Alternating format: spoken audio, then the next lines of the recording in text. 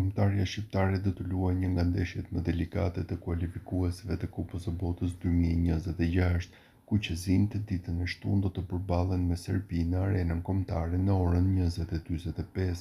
një sfidë e cila dashur pa dashur ka një histori nga mbrapa, një histori që vazhdon prej vitesh, pavarësisht se është një ndeshje futbolli, për shqiptarët do të thotë më shumë. Por nëse qëndrojmë te futbolli, të gjithë mbajnë mend atë përballje në Beograd më 14 tetor 2014, e cila veç për futboll nuk u fol, një sfidë e cila doli krejtësisht nga kontrolli dhe ku futbollistët shqiptar u përballën me dhunë në një stadium që u pushtua nga serbët, e tashmë pas tuaj se 11 vitesh dy ekipet do të sfidohen sërish, këtë herë me skuadër të ndryshuar, por me të njëjtin shpirt në fushë për të kërkuar hakmarrjen.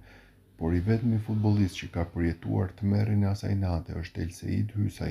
Shkodrani është i vetmi i mbijetuar te kombëtarja gjatë këtyre viteve. Të gjithë futbollistët e tjerë që kanë zbritur në fushën e Beogradit nuk janë më pjesë e kuqezimve. Nga 23 futbollistë që kanë qenë të grumbulluar për atë përballje nga Xhani Debiazi, përveç Hysajt janë 10 lojtarë të tjerë që luajnë akoma, por kanë mbyllur aventurën e tyre me kombëtare, ndërsa të tjerët janë pensionuar nga futbolli.